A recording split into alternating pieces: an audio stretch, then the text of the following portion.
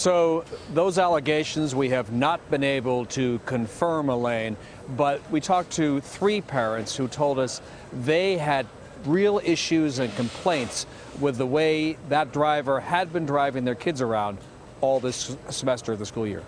Mark, let's start with the driver. You spoke with his mother and some of the children's parents. What more have you learned about his past record? Well, he had his driver's license suspended a couple years ago because he wasn't able to prove that he had insurance. And again, you heard that he was also his bus was involved in another incident. And again, these parents have been complaining. They say that his driving has been unacceptable, that has scared their kids, that in turn has scared them as the kids' parents. And that Mateen in particular, Jasmine Mateen, told us she has written letters and made phone calls and never got a response. We talked to school administrators today who say they're looking into those past complaints to see whether there's anything there.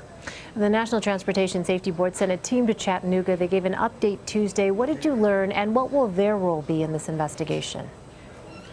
They're going to oversee it. I mean, Elaine, you've covered these sorts of stories before. As you know, they bring a certain level of expertise and resources to bear.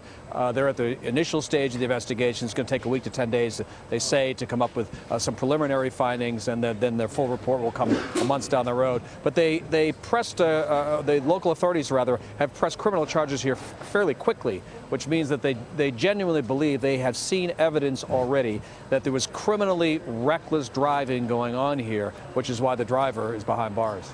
The NTSB chairman reported that 2 cameras were on the bus. Are we hearing anything at all, Mark, about what that video contains? No, and for one good reason. The NTSB has said they have yet to look at the video of those cameras. It's not clear whether those cameras also have audio, which could also matter in this investigation.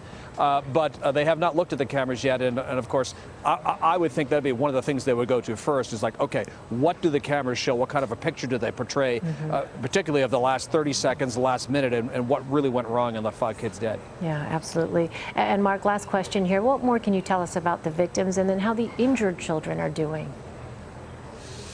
Well, the victims. There was 5 kids killed, as you know, a kindergartner, a 1st grader, 3 4th graders.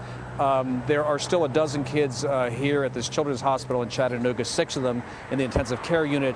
There were 19 other kids brought here yesterday who were looked over, treated, released.